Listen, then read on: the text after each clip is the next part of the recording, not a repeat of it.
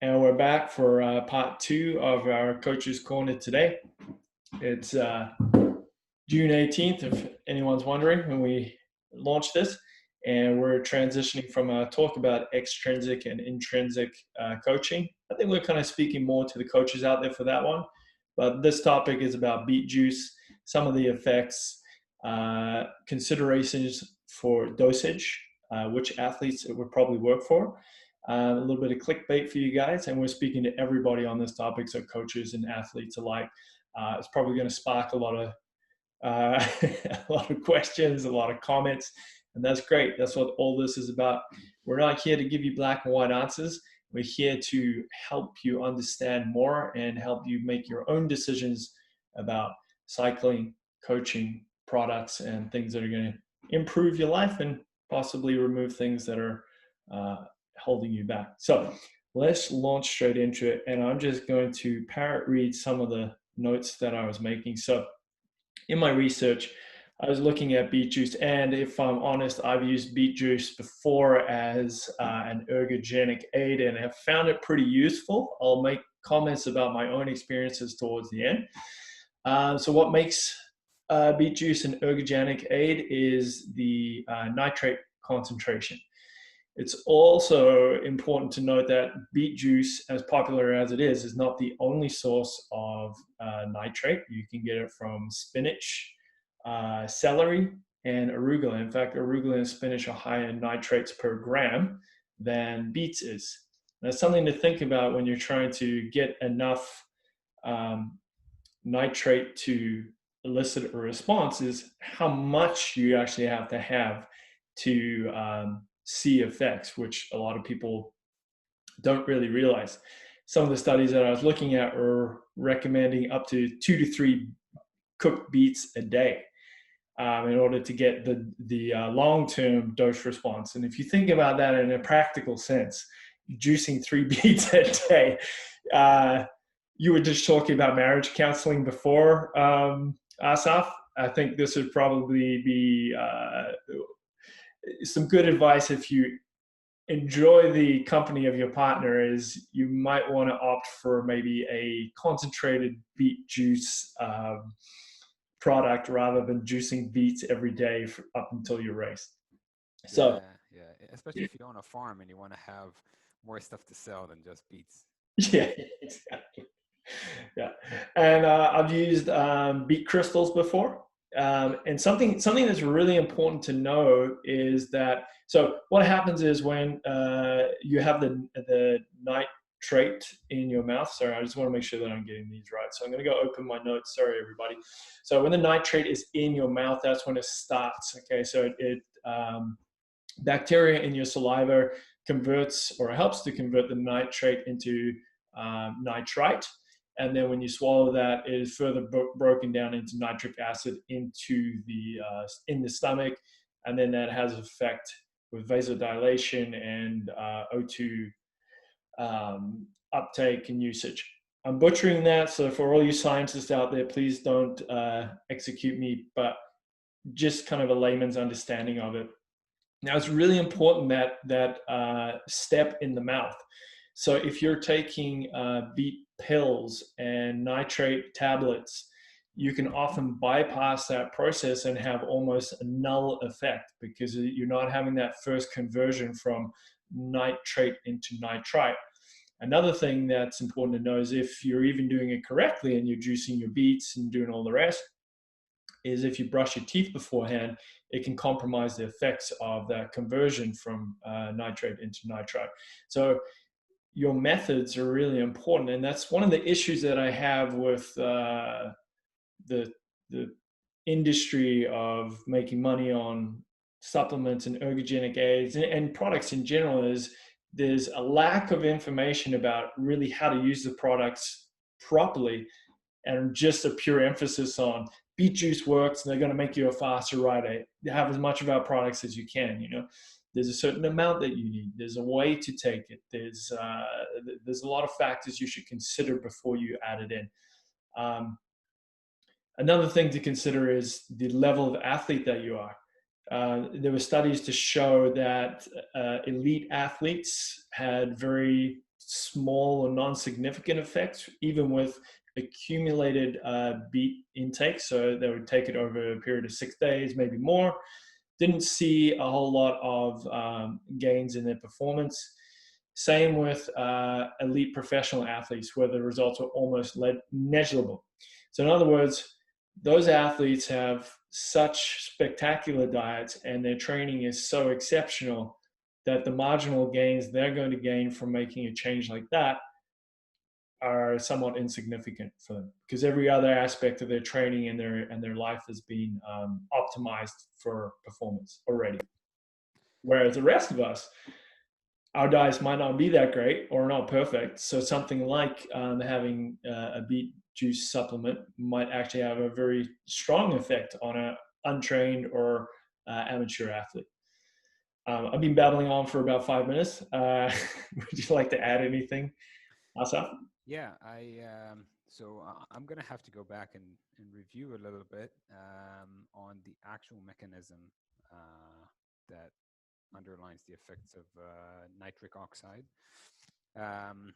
This is something that man, it's been a while, so I think from my end, actually my committee member in my PhD did a lot of work back before the London Olympics, and the London Olympics was the time where if you tried to find beet juice anywhere, you couldn't, because all the athletes were just, emptying the shelves and thinking that this is what's going to make them faster. But like you said, for elite athletes, that's not the case. I think the literature, from what I recall, suggests that for well-trained individuals, the effects of beetroot are negligible at best.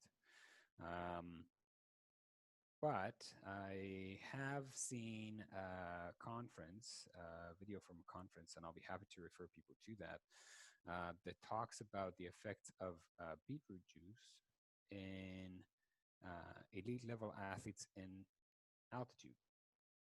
And yeah, there I believe that they found that there was a significant effect on performance, a positive effect, and they attributed to the fact of not so much a change in oxygen availability, but more about the lower pressure, that is atmospheric pressure at higher altitude.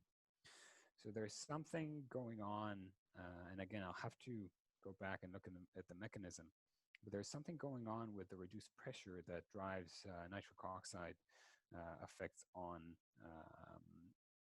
the, I think it's the vasodilatory responses of the, well, just the vessel. And that, of course, will aid in increased blood flow and increased VO2 and so on and so forth. So essentially, it does improve your efficiency. But again, I don't want to indicate too much of what mechanism is being affected or not. I'll have to do some homework on that. But that's just a classic example of why it is so important to look at these things with like a big question mark, because it may not affect you at all, and it's okay to experiment. There's nothing really, everything in moderation. Like, you don't start drinking beetroot juice every time. Like, stop drinking water. That's the only thing you drink. I've got some interesting personal insights into uh, responsible beet juice ingestion. Yeah, exactly. So let's hear about that in a second. I think, again, just to go back to it, from what I recall, there weren't any significant effects on elite athletes, but it could potentially be that the less trained or untrained individual may show an effect, but you have to, I'll have to go back to those papers and to see how good their work was on decoupling the training effect and also the blinding that they've done in that study, just to make sure that that was really related to them drinking the beetroot juice and not something else. Mm-hmm. As it goes to supplements, for sure, that's the first thing that comes to mind with supplements is, are those supplements actually engaging the mechanism that needs to be engaged in order to get the benefit from that supplement? I think beetroot juice is an example that in many cases it isn't. So if it's already synthesized to the point that you can't really have that initial step, that catalyzer in your mouth that causes that cascade effect, you're just wasting money.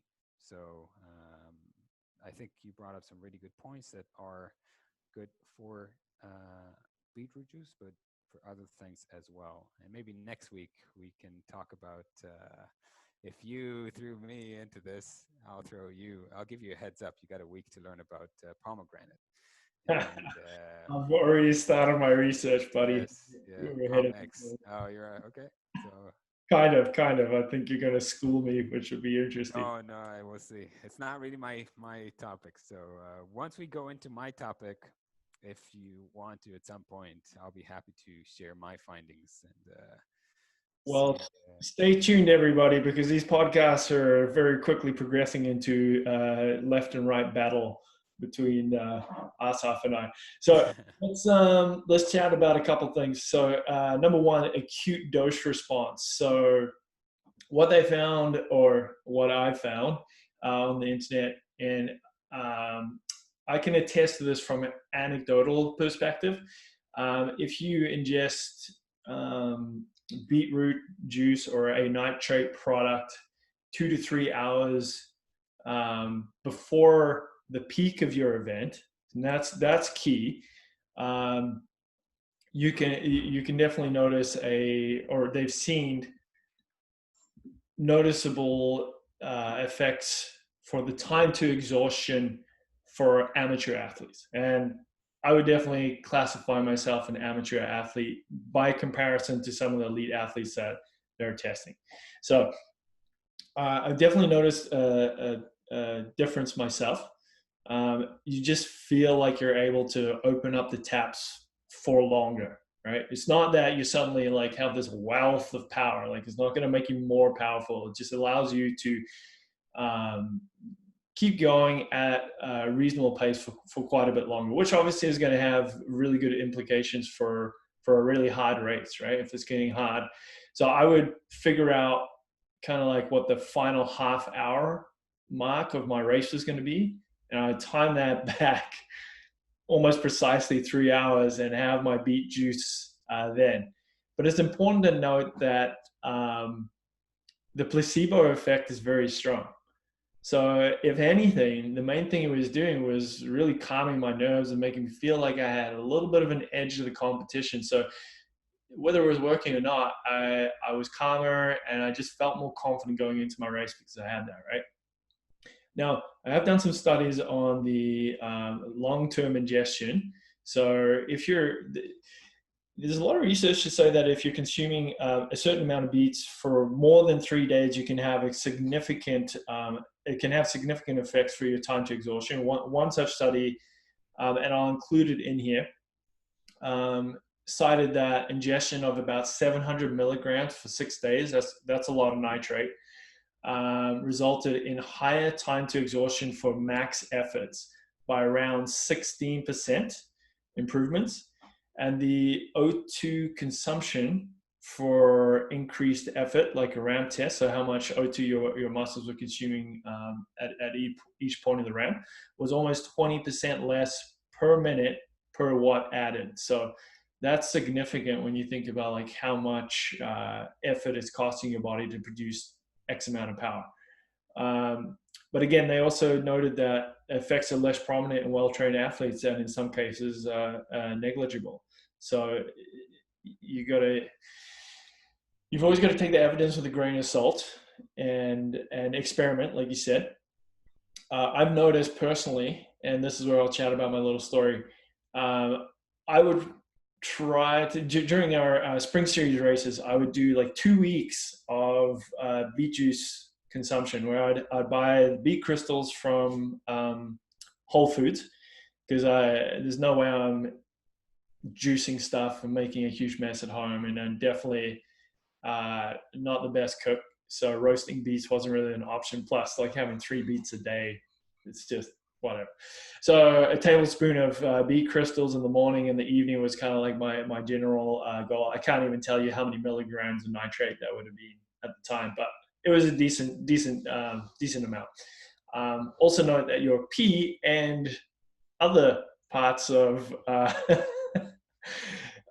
toilet time go extremely alarmingly red. Don't be alarmed by this. You're not dying, but be careful. Uh, but anyway, so after 2 weeks of consumption, what I actually noticed was at the end of that, like I raced really well and I could train a lot harder. Now that's something that's really important because that can be dangerous. At the end of the 2 weeks, I was more exhausted than normal.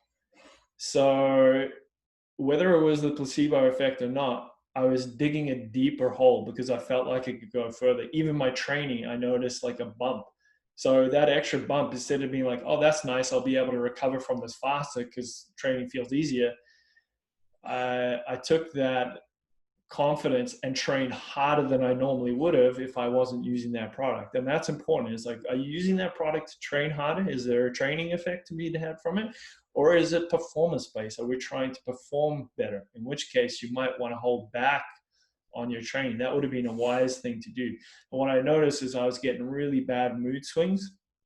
And a weird thing that I noticed, if I combined it with coffee, like consuming my regular amount of coffee and beet juice, I would get like weird headaches. Not severe, but I felt like I had a lack of clarity and didn't feel really good. So that's just an anecdote that I noticed. If I didn't have the coffee and I was just having beet juice, generally speaking, it was fine as long as I hydrated really well.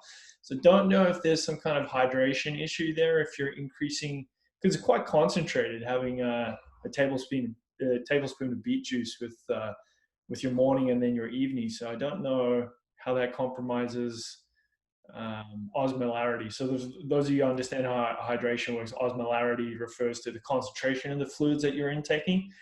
If they're hypertonic, in other words, stronger than the concentration of water in your blood, it'll draw water out of your blood and dehydrate you. If it's hypotonic, like water, it'll draw those liquids across the blood barrier and hydrate you. And isotonic, your body will take up what it needs because it's essentially meant to be the same concentration as what's moving through the blood barrier. So I don't know if that's an issue there, and beet juice in that circumstance is hypertonic, and that's why I was getting kind of like this almost like a dehydrated fatigue sensation. But I did notice significant performance improvements. Like I felt like I could go hard for a long time, and I just wasn't at the end of the final hour of a race. I just didn't feel as fatigued as I normally would. Yeah. But I couldn't sustain that for longer than 2 weeks. After 2 weeks, I just couldn't keep it going. Sorry, any thoughts there before we sign off? I've seen it before. I can give you an example from a different place, and that's the training with hyperoxia. And you're basically training with a higher O2 content. And I have seen it and heard of cases where, as a training tool, it basically allows you to push harder because you have more oxygen available to you, but you're just destroyed after. And the problem with that is that the benefits are usually not there because you're destroying yourself to the point where the return on investment is not there. It's too low. So you're causing more damage than good. Just to have a little conversation on that, do you think that your body has these limiters, like this is as hard as you go for a reason? Like obviously your potential is much deeper than that, but it's there for that reason, because going into that level of your potential as possibly negative returns and negative effects. Well, that could be the topic for our next discussion. That's probably as far as exercise physiology goes. That is what we're trying to figure out. Like we're trying to understand the limitations to performance, and in many cases, every time you read a paper and it says something about a central governor, it means there is a limiting component, and we just don't know exactly what it is. But it's that switch, like it's that switch that's telling you, sorry, not today. You're not going to go any harder than this. And it comes from multiple directions. It can be temperature, it can be your, the acidity of your, the metabolic milieu, so the cell, the acidity there. Yeah, acidity of the blood. So all of those things come into play. Yeah, and the body knows or recognizes a threat and recognizes a potential injury, and it will shut itself down. Mm-hmm. So it could potentially be that you're pushing with having nitric oxide in the system. You are able to maybe do that more. And again, that's a maybe, but if that is the case, you're basically just overriding the system. And next time we can discuss this, because this is a very important topic on what ergogenic aids you can use and maybe what ergogenic aids you should use for performance. But what are the things that you need to pay close attention to before you cause yourself serious, and I mean serious damage? Yeah, I would love to cover that, and even the research that I did on tart cherry juice and like the limiting performance effects it has when you're ingesting it on a regular basis.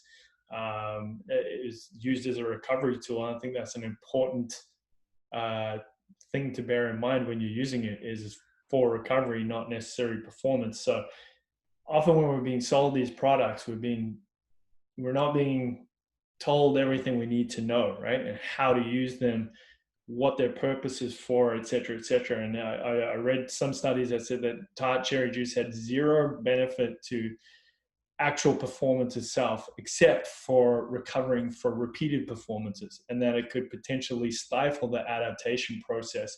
And further studies were required to determine that, because there was no evidence to show that there was significantly better performance using that.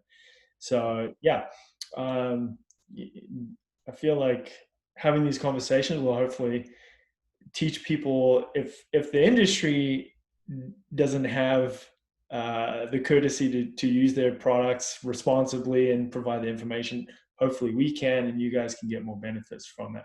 Yeah. So yeah, let's save the rest of those topics for next week. What I'll add at the bottom of the comments, I'll include a Training Peaks article on their recommendations on responsible beet juice usage, and they talk about how to take it in terms of brushing your teeth and things like that, whether whole beets versus beet extract products are more beneficial to you. I thought it was a really great summary of it, very thoughtfully put together and responsibly put together, very educated.